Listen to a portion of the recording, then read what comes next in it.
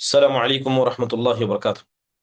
الحمد لله رب العالمين والصلاة والسلام على سيد الأنبياء والمرسلين نبينا محمد وعلى آله وصحبه أجمعين، أما بعد. يقول الله سبحانه وتعالى: وما خلقت الجن والإنس إلا ليعبدون. وقال تعالى: آمن الرسول بما أنزل إليه من ربه والمؤمنون. وقال تعالى: إنما المؤمنون الذين إذا ذكر الله وجلت قلوبهم.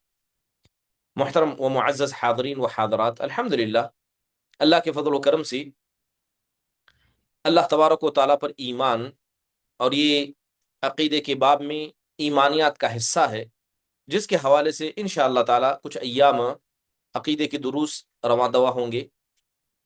اور یہ عقیدے کے دروس اللہ تبارک و تعالیٰ پر ایمان، جس میں اللہ پر ایمان، اس کے رسولوں پر، اس کی کتابوں پر، فرشتوں کی ذات پر، آخرت کے دن پر، تقدیر کی بھلائی اور برائی پر ہوں گے انشاءاللہ۔ بات اگر اللہ سبحانہ و تعالیٰ پر ایمان کی جائے تو یہ بات ہم اچھی طریقے سے جانتے ہیں کہ ایمان کے 6 ارکان ہیں، جن کا تذکرہ ابھی آپ کے سامنے کیا گیا۔ ان کے اندر سب سے اہم چیز ہوتی ہے اللہ تعالیٰ کی ذات پر ایمان ہے۔ اللہ تبارک و تعالیٰ کی ذات پر ایمان رکھنا بنیادی طور پر یہ ہر مسلمان کی، بلکہ ہر انسان کی بنیادی ضرورت ہے کہ وہ اللہ تبارک و تعالیٰ کو جانے، اللہ کے وجود کو پہچانے، اور اللہ تبارک و تعالیٰ پر ایمان لانے کے جو تقاضے ہوتے ہیں ان کو اپنی زندگی میں نافذ کریں۔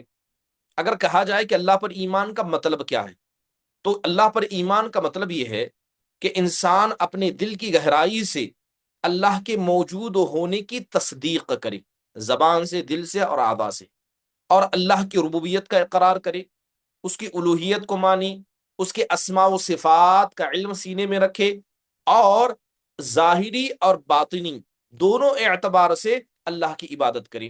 اسے کہا جاتا ہے اللہ پر ایمان۔ اس لیے امام شافعی رحمہ اللہ علیہ جب اللہ پر ایمان کی تعریف کرتے تو کہتے الایمان قول وعمل یزید بالطاعہ وینقص بالمعصیہ، کہ بات اگر ایمان کی جائے تو یاد رکھنا ایمان قول یعنی زبان سے کہنے کا نام ہے، عمل کر کے دکھانے کا نام ہے۔ اطاعت سے ایمان بڑھتا ہے اور معصیت و نافرمانی سے ایمان کم ہوتا ہے۔ اس لیے امام بخاری رحمہ اللہ نے اپنی کتاب کے اندر لکھا کہ میں نے 1000 سے زیادہ علماء سے ملاقات کی، اور سب نے ایمان کی یہی تعریف کرتے ہوئے کہا کہ الایمان قول و عمل، کہ ایمان نام ہے زبان سے کہنے کا اور عمل کرنے کا۔ بات اگر اللہ پر ایمان کی جائے، یہ بات ہم اچھی طریقے سے جانتے ہیں کہ اللہ پر ایمان لانا یہ اس کے بھی کچھ ارکان ہیں۔ یعنی اگر کوئی آدمی اللہ پر ایمان لانا چاہتا ہے تو 4 چیزوں پر اس کا ایمان ہونا ضروری ہے۔ سب سے پہلے اسے اللہ تبارک و تعالیٰ کے وجود کا اقرار کرنا پڑے گا کہ اللہ موجود ہے، اللہ تبارک و تعالیٰ کی ذات زندہ ہے، ابھی موجود ہے۔ جیسے قرآن میں اللہ نے کہا کہ ام خلقوا من غیر شیء ام هم الخالقون، سورہ طور کی آیت کریمہ ہے۔ اللہ تعالیٰ سوال کرتے ہوئے کہتے ہیں کہ یہ کسی چیز سے پیدا کیے گئے ہیں، یا انہوں نے ام خلقوا من غیر شیء، یہ ان کو کسی چیز سے پیدا کیا گیا ہے، یا انہوں نے خود اپنے آپ کو پیدا کیا ہے۔ تو اللہ تبارک و تعالیٰ نے انسانوں سے سوال پوچھا کہ یہ تو بتاؤ کہ تم نے خود اپنے آپ کو پیدا کیا ہے یا کسی غیر نے تمہیں کسی اور چیز سے پیدا کیا۔ یہ بنیادی طور پر اللہ کی ربوبیت اور اللہ کی الوہیت، اللہ کے اسماء و صفات کو جس طرح انسان مانتا ہے اسی طرح ضروری ہے کہ وہ اللہ تبارک و تعالیٰ کے وجود کا اقرار کرے۔ اس کے بعد اللہ تبارک و تعالیٰ کو رب ماننا۔ رب کا مطلب ہوتا ہے کہ آپ اللہ کو خالق جانیں، اللہ کو رازق و مدبر جانی، جیسے اللہ نے سورہ زمر میں کہا اللہ خالق کل شیء، کہ اللہ تمام چیزوں کا پیدا کرنے والا ہے۔ محترم حاضرین، اگر آپ اس کی دلیلیں دیکھیں تو قرآن و حدیث کے اندر بے شمار دلیلیں اللہ تبارک و تعالیٰ کی ذات پر ایمان کے حوالے سے آپ کو مل جائیں گی۔ سب سے پہلے آپ اہمیت سمجھیے کہ اللہ پر ایمان لانے کی اہمیت کیا ہے، اللہ پر ایمان لانے کا مطلب کیا ہے، اور اس سے انسان کو کیا فضیلتیں حاصل ہوتی ہیں۔ سب سے پہلی بنیادی چیز یہ ہے کہ اللہ نے جو ہمیں پیدا کیا ہے اس کا بنیادی مقصد یہ ہے کہ ہم اللہ کو جانیں۔ اللہ نے ہمیں کیوں پیدا کیا؟ تاکہ ہم اس کی عبادت کریں، اب یہ تو بتائیے کہ کوئی آدمی اللہ کی عبادت کیسے کر سکتا ہے جب وہ اللہ کے وجود پر اقرار ہی نہیں رکھتا ہو، وہ آخرت کے دن کے حساب و کتاب پر ایمان ہی نہ رکھتا ہو، اور اس کے ساتھ اللہ تبارک و تعالیٰ کی معرفت اس کو نہ ہو۔ لہذا قرآن میں اللہ نے کہا سورہ زاریات کے اندر، وَمَا خَلَقْتُ الْجِنَّ وَالْإِنسَ إِلَّا لِيَعْبُدُونَ، کہ ہم نے انسانوں اور جنوں کو اپنی عبادت کے لیے پیدا کیا۔ حضرت ابن عباس رضی اللہ عنہما اس آیت کے ماتحت کہا کرتے الا لیوحدون، تفسیر تبری کے اندر یہ قول منقول ہے کہ اللہ نے ہمیں انسانوں اور جنوں کو پیدا اس لیے کیا تاکہ اس کی عبادت کر سکے، اے لیوحدون، تاکہ تم اللہ کو اکیلے جان سکو، اس کو مان سکو، اللہ کے بارے میں علم رکھ سکو، اس لیے اللہ سبحانہ و تعالیٰ نے تم کو پیدا کیا۔ محترم حاضرین، اللہ پر ایمان، اس کی اہمیت کو آپ سمجھنا چاہتے ہیں تو بنیادی طور پر سمجھیے کہ انسان جب بھی دعوت کا کام کرنا چاہے گا، جب بھی کوئی آدمی کسی آدمی کو خیر کی طرف دعوت دینا چاہے گا، تو دنیا کا سب سے پہلا خیر یہ ہے کہ انسان اللہ کی طرف دعوت دے، اس کے وجود کا اقرار کرائے، اللہ کی پہچان کرائے۔ اس لیے امام بخاری نے اپنی کتاب الزکاة کے اندر حضرت معاذ بن جبل رضی اللہ عنہ کی اس حدیث کو بیان کیا کہ جب اللہ کے نبی صلی اللہ علیہ وسلم نے ان کو یمن کی طرف بھیجا تھا تو آپ نے کہا تھا فَلْيَكُنْ أَوَّلَ مَا تَدْعُوهُمْ إِلَيْهِ شَهَادَةُ أَن لَا إِلَهَ إِلَّا اللَّهُ، اے معاذ اس بات کو غور سے سن لو کہ سب سے پہلی چیز جسے تم اہل نصارہ کو اسلام کی طرف دعوت دو گے وہ اس بات کی طرف دعوت دینا کہ اللہ کے علاوہ کوئی معبود برحق نہیں۔ تو گویا دعوت کا پہلا اصل یہ ہے کہ اللہ تبارک و تعالیٰ پر ایمان کی دعوت دی جائے، اور یاد رکھیے اللہ پر ایمان ہی انسان کو دنیا میں اور آخرت میں نجات دے سکتا ہے، جہنم سے بچا سکتا ہے، کیونکہ حدیث کے اندر کیا کہا گیا، من مات وهو يعلم انه لا الہ الا اللہ دخل الجنہ، کہ جو آدمی مر جائے اور اس حال میں مرے کہ اسے پتا تھا کہ اللہ کے علاوہ کوئی معبود برحق نہیں، یعنی اللہ کے وجود کا اقرار، اللہ کی معرفت کو وہ جانتا تھا، تو ایسا آدمی جنت میں داخل ہوگا۔ بلکہ جتنا بھی بنیادی عقیدہ ہم گفتگو کرتے ہیں وہ سارا کا سارا عقیدہ یہ اللہ ہی کے ایمان پر منحصر ہے۔ لہذا اگر کوئی آدمی اللہ تبارک و تعالیٰ کے مسئلے میں ایمان میں کمزور ہو جاتا ہے تو سمجھ لیجئے اس کا پورا دین کمزور ہو جاتا ہے۔ خصوصی طور پر آج دور حاضر کے اندر وہ دور ہے جہاں پر اللہ پر ایمان کے حوالے سے لوگوں کو بتانا، اللہ تبارک و تعالیٰ پر ایمان کے تقاضوں کو جتانا، اللہ تبارک و تعالیٰ پر ایمان مکمل نہ ہونے کے نقصانات کو لوگوں کے سامنے بتانا بہت زیادہ ضروری ہے، کیونکہ آج کا وہ دور ہے جہاں چھپا ہوا شرک لوگوں میں بڑا عام ہے۔ لوگ مسلمان تو ہیں، لوگ اپنے آپ کو دیندار تو کہتے ہیں، لیکن اپنے دلوں کو جتنا انہیں اللہ سے جوڑنا چاہیے، ہر مسئلے میں جس قدر اللہ پر توکل کرنا چاہیے، ہر مسئلے میں اللہ کے ساتھ جس طرح حسن گمان رکھنا چاہیے، آج وہ نہیں دیکھا جاتا ہے، بلکہ انسان کا دل دنیا سے، اس کی چیزوں سے زیادہ جڑا ہے، اللہ سے نہیں جڑا ہے۔ بلکہ اگر یہ بھی کہا جائے کہ ایک آدمی اپنی بیوی بچوں سے جتنی محبت کرتا ہے اتنی محبت اسے اللہ سے نہیں ہے، دنیا کی مال، دنیا کی عزت، دنیا کی رسوائی سے جتنا اسے ڈر ہے اسے اللہ سے اتنا ڈر نہیں ہے۔ نمازوں کو چھوڑتا ہے، گناہوں کو انجام دیتا ہے، اللہ سے نہیں ڈرتا ہے، لیکن دنیا کا ایک ہلکا نقصان اس کے دل میں موت کے خدشے کو لا کر رکھ دیتا ہے۔ تو غیر اللہ کی تعظیم اور اللہ کی ناقدردانی کرنا یہ دور حاضر کی عظیم فتنوں میں سے ایک فتنہ ہے۔ اس لیے امام احمد نے نبی صلی اللہ علیہ وسلم سے ایک حدیث نقل کی، اللہ کے نبی نے کہا تھا اخوف ما اخاف علیکم الشرک الاصغر، کہ مجھے سب سے زیادہ جس چیز کا ڈر تم پر محسوس ہوتا ہے وہ شرک اصغر ہے۔ پوچھا گیا وہ کیا ہے اللہ کے رسول؟ تو آپ نے کہا کہ وہ ریاکاری ہے، کہ انسان عبادت اللہ کے لیے کرنے کے بجائے یہ غیر اللہ کو دکھانے کے لیے کرے۔ محترم حاضرین، آج کے دور میں دیکھا جاتا ہے کہ لوگوں کا ایمان کمزور ہو چکا ہے۔ لوگ جتنا لوگوں سے ڈرتے ہیں، لوگوں کی رسوائی سے ڈرتے ہیں، لوگوں کے کہنے سے ڈرتے ہیں، اتنا وہ اللہ تبارک و تعالیٰ سے نہیں ڈرتے۔ جتنا انہیں اپنے مال پر بھروسہ ہے کہ یہ مال ہمارے فیوچر کو بہتر کرے گا، یہ پیسہ ہماری اولاد کو بہتر کرے گا، یہ اولاد ہمارے لیے دنیا میں بہترین سامان ہوگی، کاش اتنا ہی ایمان لوگوں کو اللہ کی ذات پر ہوتا۔ اس لیے قرآن میں اللہ نے کہا وَعَلَى اللَّهِ فَتَوَكَّلُوا إِن كُنتُم مُؤْمِنِينَ، کہ اگر تم ایمان والے ہو تو ہر چھوٹے اور بڑے مسئلے میں اللہ ہی پر توکل کرو۔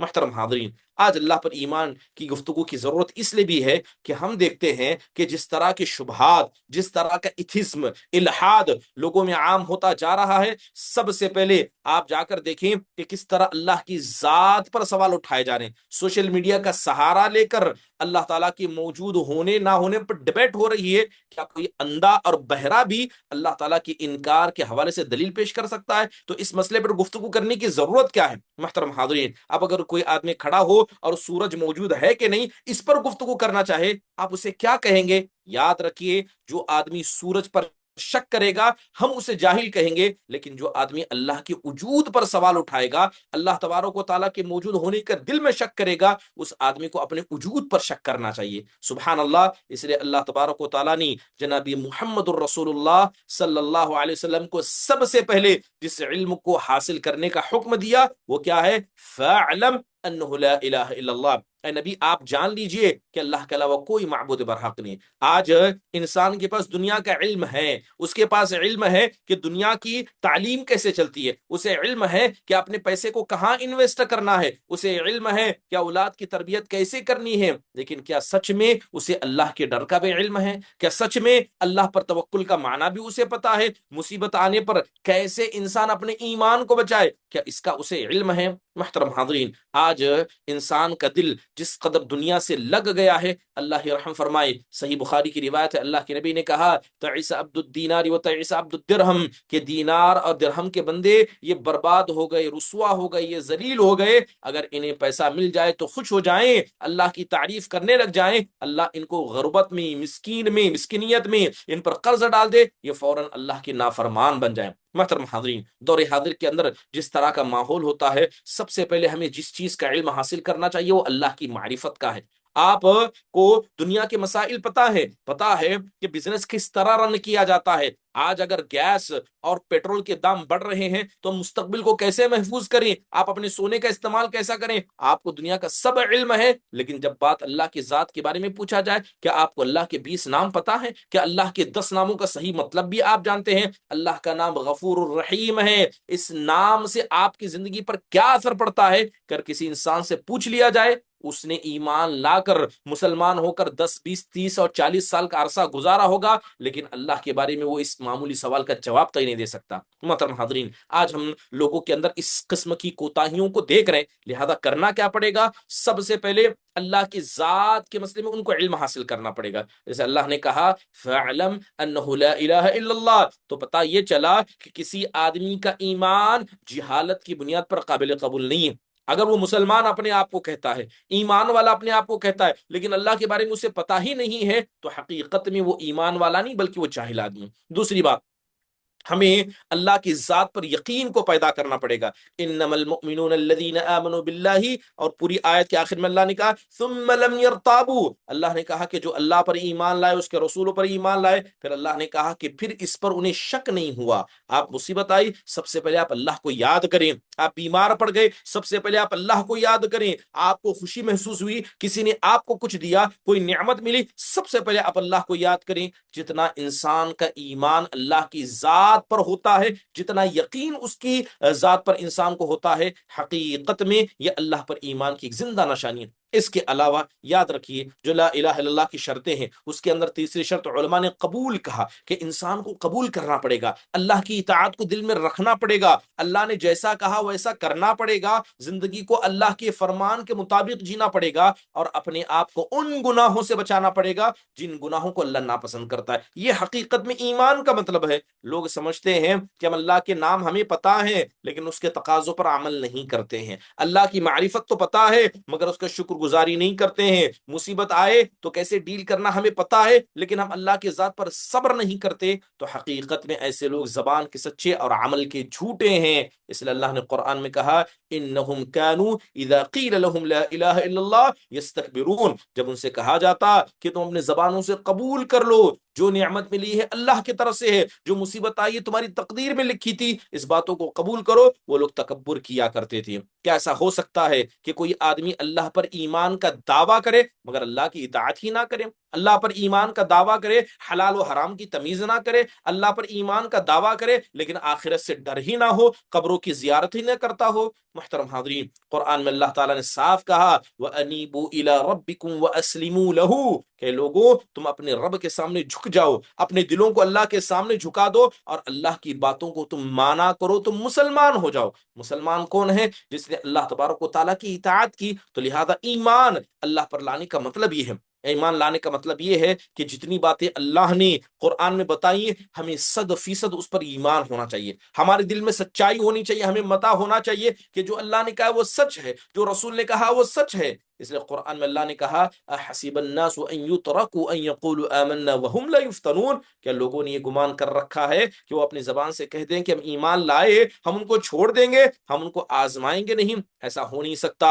آپ نے جب اللہ کی ذات پر ایمان کا دعویٰ کیا ہے، اللہ اپنے مسئلے میں آپ کو آزمائے گا، اور انسان آزمائش کے وقت میں اپنی اصل میں دل کی حالتوں کو بتا دیتا ہے کہ وہ کتنا سچا ہے اور اللہ کی ذات میں وہ کتنا جھوٹا ہے۔ اس کے علاوہ دل کے اندر اخلاص کا پیدا کرنا، اس کے علاوہ دل میں اللہ کی محبت کو کوٹ کوٹ کر بھر دینا، حقیقت میں یہ اللہ پر ایمان لانے کا مطلب ہے۔ اگر کوئی آدمی اللہ پر ایمان لائے، سب سے پہلے اس کی توحید مضبوط ہوگی، وہ اللہ کی اطاعت کرے گا، اس کے رسول کی اطاعت کرے گا، زندگی کے اندر جو بھی مرحلہ آئے سب سے پہلے اللہ اس کے رسول کے فیصلے کو اپنی زندگی میں لائے گا، نہ کہ اپنی رائے کو یا ہندوستانی حکومت کے معاملات کو، بلکہ وہ آدمی ایمان والوں سے محبت کرنے لگ جائے گا۔ کیونکہ جو آدمی اللہ سے محبت کرے اور اللہ کی اطاعت کرنے والوں سے محبت نہ کرے، یہ کیسا ایمان ہو سکتا ہے؟ وہ ڈرے گا صرف اللہ سے، وہ امید رکھے گا صرف اللہ سے، اللہ کی اطاعت میں صبر کرے گا، مصیبت آنے پر صبر کرے گا، جتنا ہو سکے اتنا اپنے آپ کو گناہوں سے بچا کر رکھے گا۔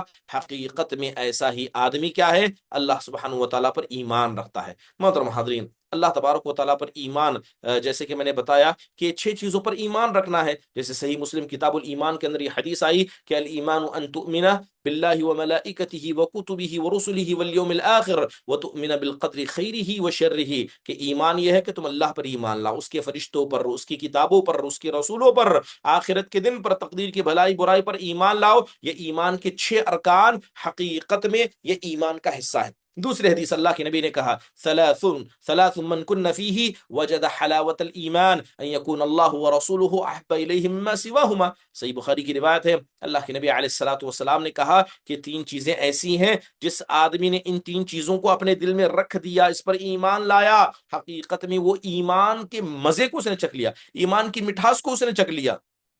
اس کے اندر اللہ کے نبی نے کیا کہا کہ اللہ، اس کے رسول، دنیا کی تمام چیزوں سے انسان کو پیارے ہو جائے۔ محترم حاضرین، اللہ پر ایمان کا مطلب اللہ پر توکل کرنا، اس سے ڈرنا، اس سے محبت کرنا، اس پر اخلاص لانا، یہ تمام چیزیں بنیادی طور پر موجود ہیں۔ چلیے، بات اگر اللہ تبارک و تعالیٰ پر ایمان کی جا رہی ہے تو اللہ پر ایمان کا سب سے اہم مطلب یہ ہے، اللہ تبارک و تعالیٰ پر ایمان لانے کا ایک اہم مطلب یہ ہے کہ انسان کو اللہ تبارک و تعالیٰ کی معرفت ہونی چاہیے، کہ وہ اللہ کو جانے، وہ اللہ کو پہچانے۔ اب سوال یہ ہے کہ ایک آدمی اللہ پر ایمان تو رکھتا ہے مگر اللہ کے بارے میں اسے پتا نہیں ہے، اللہ تبارک و تعالیٰ کی ذات کے بارے میں وہ جانتا نہیں ہے، تو حقیقت میں ایسا یہ آدمی اور ایسے آدمی کا ایمان بڑا کمزور ہے۔ تو سب سے پہلی چیز جو اس روئے زمین میں آنے کے بعد ہم کو سیکھنی چاہیے، اپنی اولاد کو سکھانی چاہیے، جس کے ذریعے دعوت کی شروعات کرنی چاہیے، وہ اللہ تبارک و تعالیٰ کی پہچان ہے۔ اس لیے اللہ تبارک و تعالیٰ نے انبیاء کو حکم دیا، اللہ نے جناب محمد رسول اللہ صلی اللہ علیہ وسلم کو حکم دیتے ہوئے کہا فَاعْلَمْ أَنَّهُ لَا إِلَهَ إِلَّا اللَّهُ وَاسْتَغْفِرْ لِذَنْبِكَ وَلِلْمُؤْمِنِينَ وَالْمُؤْمِنَاتِ، اے نبی آپ جان لیں کہ اللہ کے علاوہ کوئی معبود برحق نہیں، اس کے بعد آپ اپنے گناہوں کی معافی مانگیے، اللہ سے استغفار کیجئے، مومن مردوں اور مومن خواتین کے لیے بھی کیجئے۔ اس لیے امام بخاری رحمہ اللہ نے اپنی کتاب کے اندر ایک مکمل باب باندھا ہے،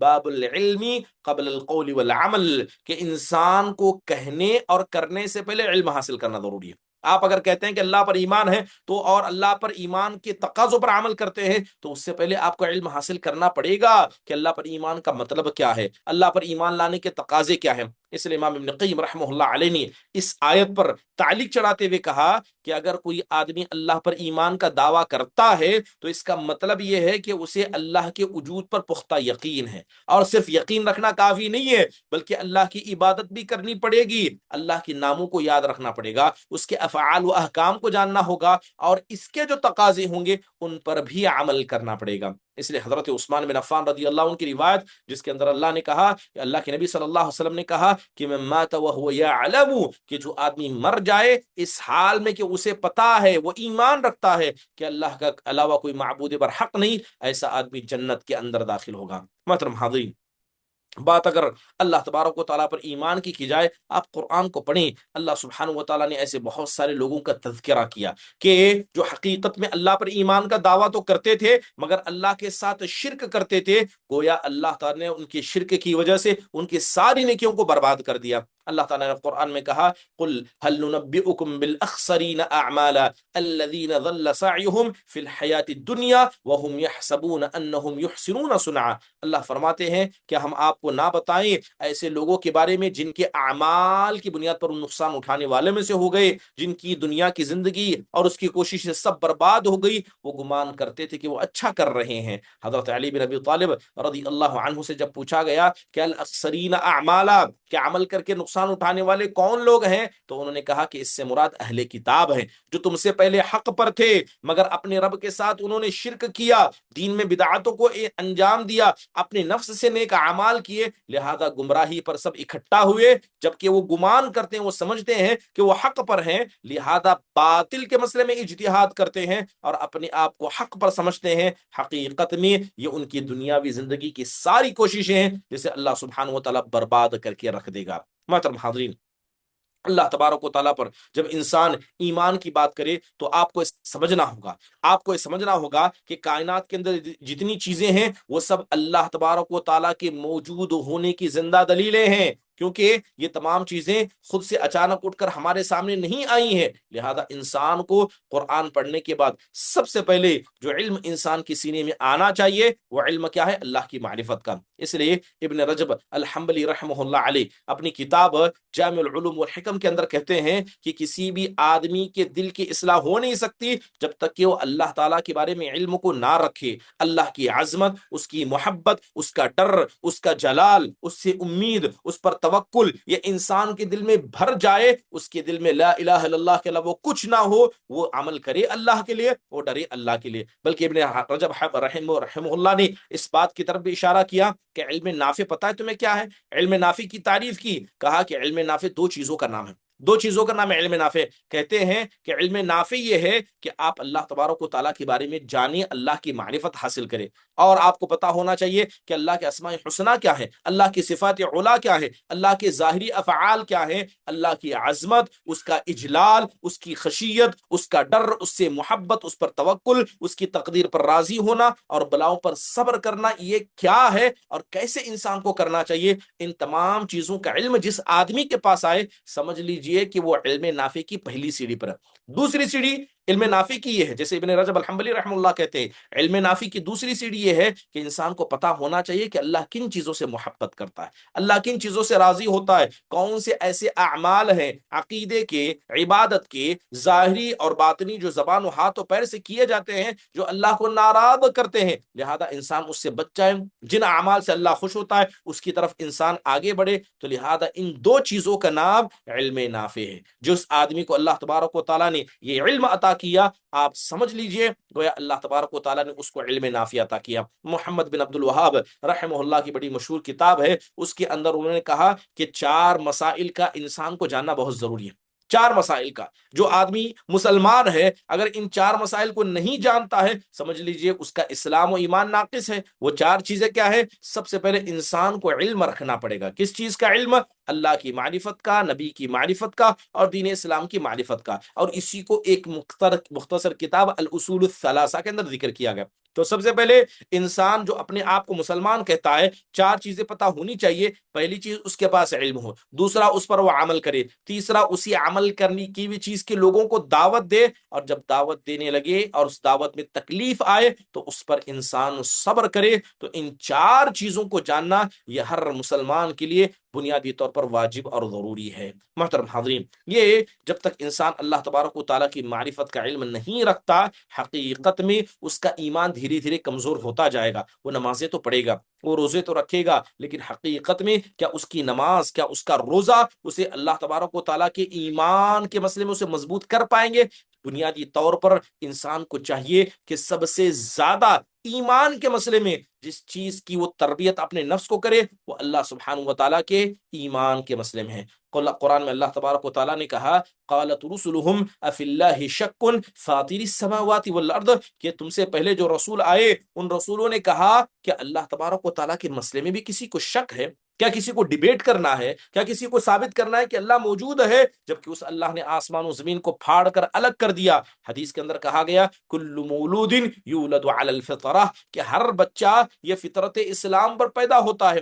گویا ہر انسان کے سینے میں اللہ کے بارے میں معلومات موجود ہیں۔ اللہ نے اسے بائی ڈیفالٹ ایسا پیدا کیا ہے کہ وہ اللہ تعالیٰ کو جانتا ہے، وہ پہچانتا ہے، بس آپ کو اسے اشارہ کرنا ہے، وہ اللہ سبحانہ و تعالیٰ کی ذات کو جان جائے گا۔ بلکہ اگر کوئی آدمی بنیادی طور پر اللہ کا علم نہ رکھے تو جیسے ہی وہ آنکھیں کھولے گا، جیسے ہی بڑے ہوگا، کیا وہ اس کائنات کو نہیں دیکھے گا؟ ان فی خلق السماوات والارض، اللہ نے کہیں کہا کہ آسمان و زمین کے پیدا کرنے میں ہماری بہت ساری نشانیاں ہیں، کہیں اللہ نے کہا قل انظروا ماذا فی السماوات والارض، کہ جاؤ اور دیکھو کہ آسمان و زمین کے اندر کیا ہے۔ محترم حاضرین، جو آدمی عقل رکھے گا وہ فوراً اللہ سبحانہ و تعالیٰ کے بارے میں جانے گا۔ اگر اس کے ماں باپ مسلمان نہیں ہوں گے، اگر اس کے ماں باپ مسلمان ہوں گے، اسے دینی تعلیم سے اسے آراستہ کر دیں، اسے قرآن کی تعلیم سکھا دیں، اللہ تعالیٰ کی ذات کا علم اس کو سکھا دیں، تو بنیادی طور پر سمجھ لیجئے کہ ایسا آدمی علم نافع کی طرف ایک قدم بڑھا چکا ہے۔ یہ تو بات تھی اللہ کی معرفت کی، کہ اللہ تعالیٰ کی معرفت کا حاصل کرنا یہ بہت ہی زیادہ ضروری ہے، بلکہ اوجب الواجبات کے اندر آتا۔ دوسری اہم بات ہے کہ جب انسان اللہ تبارک و تعالیٰ کے بارے میں گفتگو کرے، اور اللہ تعالیٰ کے بارے میں گفتگو کرتے ہوئے اللہ پر ایمان کی بات آئے، تو اللہ کی ذات کے موجود ہونے کا اسے علم ہونا چاہیے۔ ہمیں علم ہونا چاہیے کہ آسمان موجود ہے، یہ پہلا آسمان ہے، اس کے اوپر دوسرا ہے، دوسرے کے اوپر تیسرا، اس طرح 1 سے لے کر 7 آسمان موجود ہیں۔ ہمیں اس بات کا یقین ہونا چاہیے کہ 7 آسمان کے اوپر اللہ کی کرسی ہے، اور اللہ کی کرسی نے 7 آسمان و زمینوں کو گھیر کر رکھا ہے۔ ہمیں اس بات کو علم رکھنا ہوگا، ہمیں اس بات کا پختہ یقین رکھنا ہوگا، یہ کرسی اللہ کے پیر رکھنے کی جگہ ہے، اس کے اوپر اللہ کا عرش ہے، وہ عرش جس پر اللہ سبحانہ و تعالیٰ مستوی ہوتے ہیں، لہذا ہمیں ایمان رکھنا پڑے گا کہ اللہ موجود ہے، عرش موجود ہے، اللہ کی کرسی موجود ہے۔ اسی طرح جس طرح انسان اپنے وجود پر یقین رکھتا ہے، اللہ کے وجود پر بھی وہ یقین رکھے۔ حقیقت میں یہ اللہ پر ایمان لانے کا دوسرا عظیم حصہ ہے۔ محترم حاضرین، آپ اگر انسانوں کی تاریخ پڑھیں، جیسے میں نے ابھی کہا کہ اللہ نے بائی ڈیفالٹ ہمیں ایسے پیدا کیا ہے کہ ہم میں کا ہر آدمی اللہ کو جانتا ہے۔ قرآن میں اللہ تعالیٰ نے اس کا تذکرہ کیا، اللہ نے کہا وَإِذْ أَخَذَ رَبُّكَ مِن بَنِي آدَمَ مِن ظُهُورِهِمْ ذُرِّيَّتَهُمْ وَأَشْهَدَهُمْ عَلَىٰ أَنفُسِهِمْ أَلَسْتُ بِرَبِّكُمْ قَالُوا بَلَىٰ شَهِدْنَا۔ سورہ اعراف کی آیت کریمہ ہے، اللہ تبارک و تعالیٰ نے جب بنی آدم کو پیدا کرنا چاہا تو اللہ تبارک و تعالیٰ نے انہی کی پیٹھوں سے کیا ہے ان کی ذریت کو نکالا، اور ذریت کو نکال کر اللہ نے سب کے سامنے انہیں بکھیر دیا اور کہا یہ تو بتاؤ الستو بربکم، اے روحوں میں کیا تمہارا پروردگار نہیں ہوں؟ تو اللہ تبارک و تعالیٰ نے انسانوں سے اپنے وجود کے بارے میں سوال کیا اور انسان کے روحوں نے جواب دیا۔ گویا اللہ کے نبی علیہ الصلوۃ والسلام سے کہا جا رہا ہے کہ محمد صلی اللہ علیہ وسلم جب اللہ تبارک و تعالیٰ نے بنی آدم کی پیٹھ سے ان کی ذریت کو نکالا تو انہوں نے ایک دوسرے کو دیکھا جبکہ وہ اپنے باپ کی پیٹھ میں تھے، اسی وقت اللہ تعالیٰ نے توحید کا اقرار ان سے کرایا۔ گویا ہمارے جسموں کے پیدا کیے جانے سے پہلے ہماری روحوں نے اللہ کے وجود کا اقرار کر لیا ہے، وہ جانتے ہیں۔ اس لیے حدیث کے اندر کہا گیا کہ لما خلق اللہ آدم مسح ظہرہ فسقط من ظہرہ کل نسمۃ هو خالقها من ذریته الی یوم القیامہ، کہ جب اللہ تعالیٰ نے آدم کو پیدا کیا تو اللہ نے آدم کی پیٹھ پر ہاتھ پھیرا، اللہ نے آدم کی پیٹھ پر ہاتھ پھیرا تو آدم سے جتنے پیدا ہونے والے تھے سب کی روحیں، چھوٹے چھوٹے ذرے کے من، سب کی روحیں اللہ تعالیٰ کے سامنے جمع ہو گئی۔ تب اللہ تبارک و تعالیٰ نے ان سے کہا اے روحوں یہ بتاؤ کیا میں تمہارا خالق اور تمہارا مالک نہیں ہوں؟ اللہ سے سب نے اقرار کیا، سب نے کہا اے اللہ تو ہی ہمارا خالق ہے، تو ہی مالک ہے، تو ہی مدبر متصرف ہے، ہم اس بات کو جانتے ہیں، ہم اس بات کو مانتے ہیں۔ اس لیے آپ دیکھیں کہ جب قیامت کے دن لوگوں کو جہنم میں ڈال دیا جائے گا تو حدیث کے اندر آتا ہے کہ جہنم کے اندر جو سب سے ادنا عذاب پانے والا آدمی ہوگا، اللہ تعالیٰ اس سے کہے گا لو ان لک ما فی الارض من شیء اکنت تفتدی به، حدیث کے الفاظ ہیں اللہ تعالیٰ سب سے جہنم کے ہلکے عذاب والے آدمی سے کہے گا یہ تو بتا کہ جس زمین میں تو رہ کر آیا ہے اگر وہ ساری زمین تیری ہوتی، تو اس کا مالک ہوتا، کیا وہ ساری زمین اور اس کی نعمتیں اور خزانے دے کر اس عذاب سے بچنا ہوتا تو کیا تو اسے سب دے دیتا؟ وہ آدمی کہے گا کہ ہاں اے اللہ، اس عذاب سے بچنے کے لیے میں اپنی ساری زمین کو جو اللہ جو کیا ہے ساری میری قبضے میں سب کو فنا کر دیتا، سب کو تیرے راہ میں دے دیتا۔ تب اللہ تعالیٰ کہے گا اردت منک اهون من هذا وانت في صلب آدم اللہ تشرک بی شیئا فابیت الا ان تشرک بی، اللہ تعالیٰ کہے گا کہ اللہ کے بندے تو ساری زمین دے کر میرے اس عذاب سے بچنا چاہتا ہے، میں نے تو تجھ سے اس سے کم چیز کا مطالبہ کیا تھا، میں نے تو تجھ سے اس سے کم چیز مانگی تھی، وہ بھی کب؟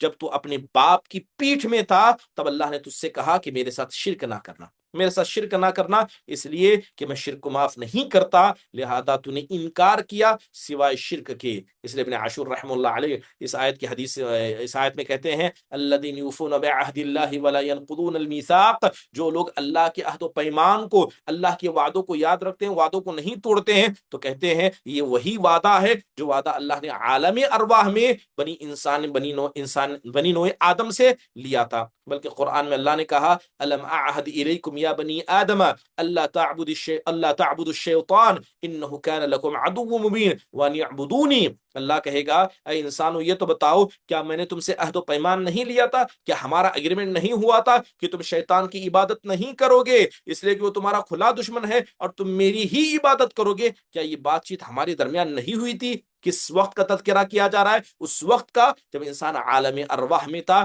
جب ابھی ہمارے جسم پیدا نہیں کیے گئے تھے، مگر اللہ نے ہماری روحوں سے یہ وعدہ لیا۔ محترم حاضرین، بات اگر اللہ سبحانہ و تعالیٰ کے وجود کی جائے، کون سا ایسا آدمی ہوگا جو حقیقت میں اللہ تبارک و تعالیٰ کے وجود کا انکار کرے، اللہ تبارک و تعالیٰ کے موجود ہونے پر شک کرے؟ انشاءاللہ تعالیٰ آئندہ آنے والے سبق کے اندر، درس کے اندر یہ بتایا جائے گا کہ اللہ موجود ہے تو اس کی دلیلیں کیا ہیں، کس طرح ایک آدمی اللہ کے وجود کی دلیلیں دے سکتا ہے۔ قرآن میں اللہ نے کس طرح عقلی دلیلیں دی ہیں، قرآن میں اللہ نے کس طرح ہمیں ثابت کیا ہے، سمجھایا ہے کہ اگر تمہارے پاس کوئی بے دین آ جائے، کوئی ایتھیس آ جائے، تم اسے بتا سکو، جتا سکو، اس کے دل میں اس بات کو ڈال سکو کہ اللہ تعالیٰ موجود ہے۔ تو انشاءاللہ تعالیٰ آئندہ آنے والے درس میں اللہ کے وجود کی دلیلیں کیا ہیں اس پر مختصر سی گفتگو کی جائے گی۔ اللہ تعالیٰ سے دعا ہے کہ اللہ تبارک و تعالیٰ ہمارے ایمان کو اس کی ذات پر مضبوط کرنی اور اللہ سبحانہ و تعالیٰ کے مسئلے میں اپنے ایمان کو اور پختہ کرنے کی اللہ ہم سب کو توفیق نصیب فرمائے۔ انشاءاللہ تعالیٰ اللہ پر ایمان کے حوالے سے یہ دروس چلتے رہیں گے،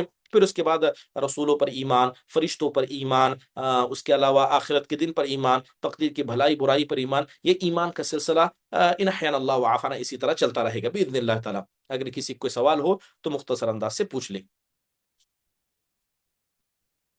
ہاتھ اٹھائیں، اس کے بعد آپ کو اجازت دی جائے گی، پھر آپ سوال کریں اور کوشش کریں کہ مختصر سوال ہو اور سبق کے دائرے میں ہو تو زیادہ بہتر ہے۔ سعدیہ۔ السلام علیکم۔ وعلیکم السلام ورحمۃ اللہ وبرکاتہ۔ شیخ، جو مریم علیہ السلام ہے نا، ان کے میرا ڈاؤٹ یہ ہے کہ موسیٰ علیہ السلام اور ہارون علیہ السلام کے خاص بہن ہے کیا بولتے؟ حضرت مریم علیہ الصلوۃ والسلام کس کی بہن ہے؟ موسیٰ علیہ السلام اور ہارون علیہ السلام کی۔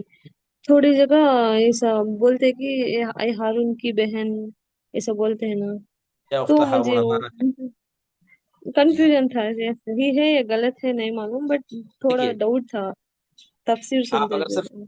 جی آپ اگر تاریخ کو پڑھیں تو حضرت موسیٰ اور حضرت عیسیٰ علیہ الصلوۃ والسلام کے درمیان کم از کم 1000 سال کا فاصلہ تھا، ہاں، 1000 یہی سال کا ڈاؤٹ تھا فاصلہ۔ مجھے، ہاں جی ہاں، بہت فرق ہے، مگر کیسا بولتے ہیں نا وہ، تو وہ ڈاؤٹ تھا۔ دیکھیے یہ ایک عربی کا لب و لہجہ ہے، جیسے یا اخت ہارون، اے ہارون کی بہن، تمہارے باپ ایسے تھے برے نہیں تھے، تو آپ دیکھیں یہ عربی کے لب و لہجے میں اشارہ دیا جاتا ہے کہ انسان کو کسی نیک آدمی کی طرف منسوب کیا جائے۔ حدیث میں ایک زندہ مثال آپ کو بتاؤں کہ ایک مرتبہ حضرت حفصہ رضی اللہ عنہا اور حضرت صفیہ رضی اللہ عنہ کے درمیان کچھ بات چیت ہوگی، تو حضرت حفصہ نے ان کو برا بلا کہا، کیا کہا؟ یا بنت یہودی، کہا اے یہودیوں کی بیٹی، اے یہودیوں کے اولاد۔ کیونکہ وہ حقیقت میں ان کے ابا یہودی تھے، یہ بعد میں مسلمان ہو گئی تھی۔ تو یہ چیز حضرت صفیہ کو بہت بری لگی اور رونے لگ گئی۔ تو اللہ کے نبی علیہ الصلوۃ والسلام نے ان کی وجہ پوچھی، کیوں رو رہی ہو؟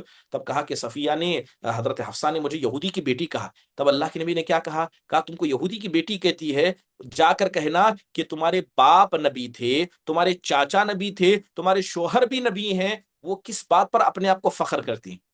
اب آپ دیکھیں کہ حضرت صفیہ کے ابا حوی بن اخطب تھے جو یہودی تھے، اللہ کے نبی نے ان کو قتل کیا تھا، لیکن یہاں کہنا مقصود یہ تھا کہ تمہارے باپ نسل میں حضرت موسیٰ ہے، کیونکہ یہودی حضرت موسیٰ کی نسل سے تھے، تو اس لیے کہا کہ تمہارے باپ نبی یعنی حضرت موسیٰ، تمہارے چاچا نبی یعنی حضرت ہارون، اور تمہارے شوہر یعنی اللہ کے نبی صلی اللہ علیہ وسلم اپنے آپ کو خود کہہ رہے ہیں۔ تو بتانے کا مقصد یہ ہے کہ عربی زبان کا ایک لب و لہجہ ہے کہ انسان اپنے آپ کو نیکوں کی طرف جوڑتا ہے۔ اس لیے اللہ کے نبی صلی اللہ علیہ وسلم اپنے آپ کو کیا کہتے تھے؟ کہتے تھے ہمارے باپ ابراہیم، ہمارے باپ ابراہیم، جبکہ حضرت ابراہیم بہت پہلے کے ہیں، حضرت موسیٰ عیسیٰ سے بہت پہلے کے ہیں، لیکن وہ نیک آدمی تھے، تو اپنے آپ کو اللہ کے نبی ان کی طرف جوڑتے تھے کہ وہ ہمارے والد ہیں، وہ ہمارے ابا ہیں۔ تو یہ ایک لب و لہجہ ہے عربی کا، بات واضح ہے؟ ہاں شیخ، میرا بہت دن سے ڈاؤٹ تھا مگر کلیئرفائی نہیں ہوا، شکریہ، جزاک اللہ خیر۔ اللہ مرحبا۔ ریحانہ خان۔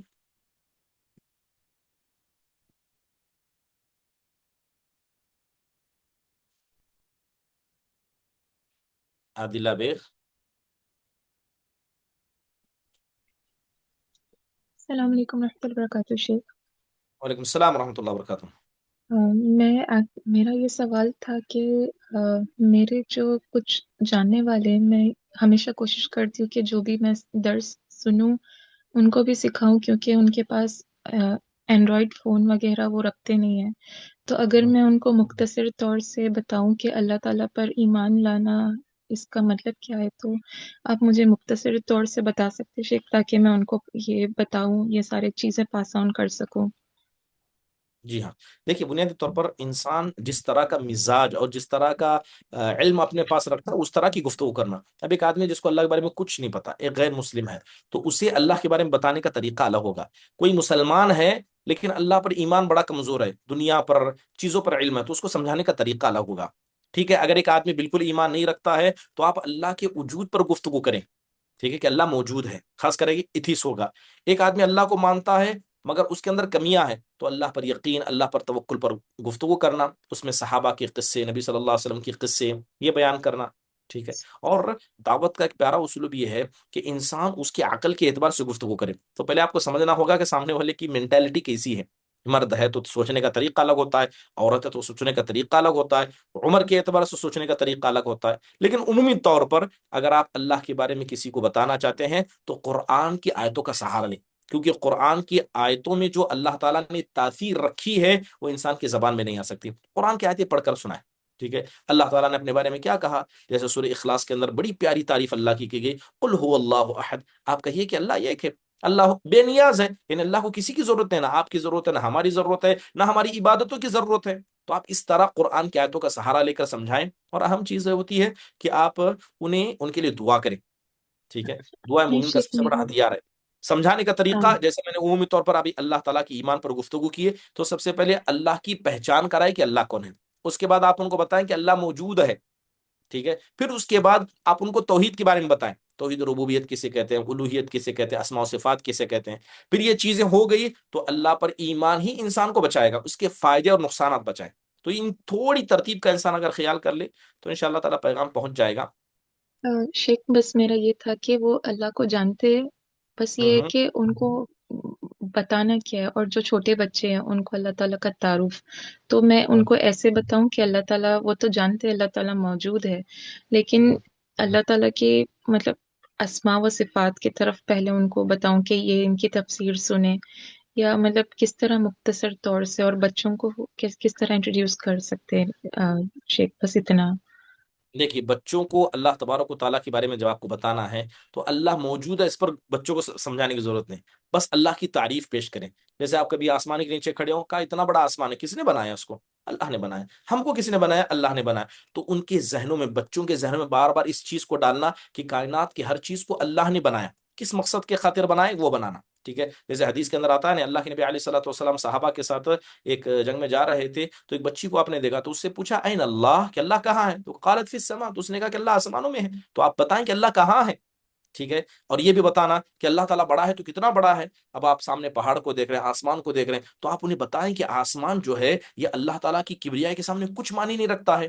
قیامت کا دن ہوگا، اللہ ساتوں آسمان و زمین کو ایک مٹھی میں پکڑ لے گا، سائز بتائے گا کہ اللہ تبارک و تعالیٰ، یعنی اللہ تبارک و تعالیٰ کتنا بڑا ہے. تو آپ یہ ان کو بتائیں، اللہ تعالیٰ کتنا بلند ہے یہ بتائیں.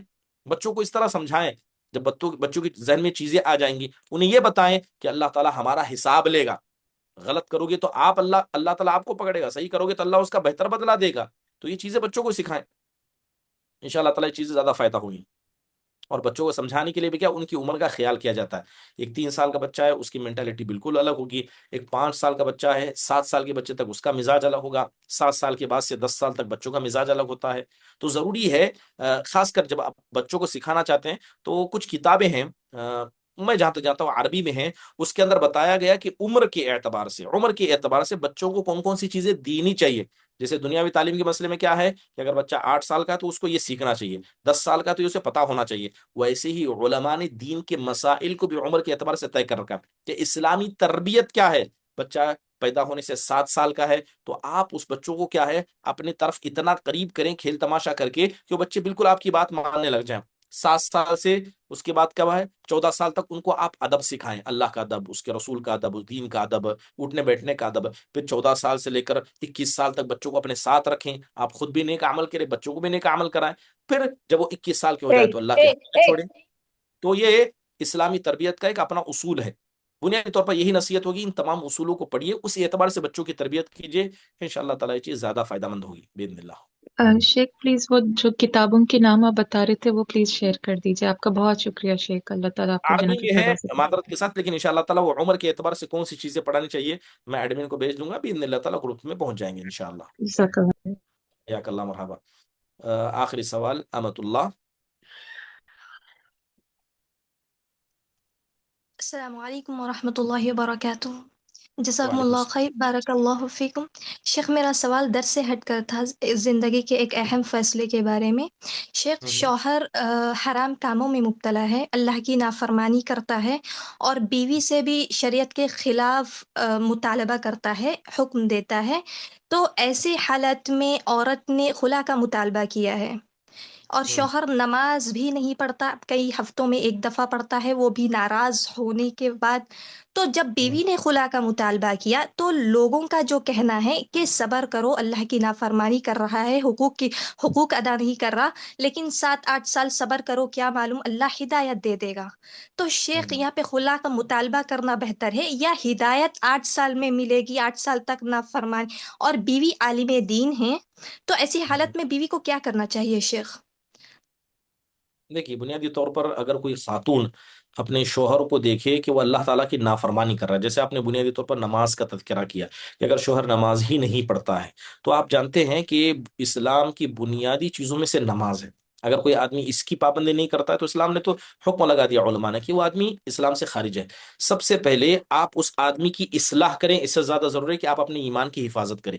اگر آپ ایسے گھر میں ہیں یا کوئی بھی خاتون ایسے گھر میں ہے جہاں اس کے ایمان کو خطرہ ہے اور ایسے آدمی کے ساتھ وہ بستر شیئر کر رہی ہے جو اللہ کا نافرمان ہے، تو اسے اسلام پوری اجازت دیتا ہے کہ اس مسئلے پر وہ خلا کا مطالبہ کر سکتی ہے شیخ اگر اس کا جو ایمان گوارا جی نہیں کر رہا ہے. ہر رہا مسئلہ کیا اسے صبر کرنا چاہیے؟ ہاں، اگر وہ صبر کر سکتی ہے، اللہ پر توکل کر سکتی ہے، اس کے ساتھ خیر خائی کا معاملہ کر سکتی ہے تو یہ کرے، یہ بھی درست ہے. لیکن یہ ڈپینڈ کرے گا اس کے ایمان، اس کے تقوی پر، جو چیز اسے پسند ہے. ورنہ اگر بات فتوے کی جائے وہ مطالبہ کر سکتی ہے، لیکن اگر صبر کرے. جیسے نبی کریم صلی اللہ علیہ وسلم کے صحابہ، بیویاں کافر تھی، کافر یعنی بالکل اللہ پر ایمان نہیں لاتی تھی، سمجھاتے تھے بار بار. حضرت ابو ہریرہ رضی اللہ عنہ اپنی والدہ کو سمجھاتے تھے، حضرت عبداللہ بن عمرو بن عاص رضی اللہ عنہ اپنی والدہ کو سمجھاتے تھے. کب تک؟ جب تک کہ وہ دنیا سے چلے نہیں گئے.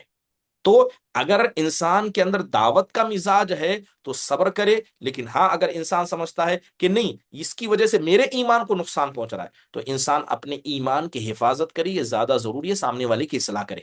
اور 8 سال 10 سال یہ عرصہ بڑا ہوتا ہے، یہ بڑا ہوتا ہے. اور یاد رکھیے کہ سب سے بہترین چیز آپ کو پتا ہے اصلاح کی کیا ہے؟ دعا کرنا.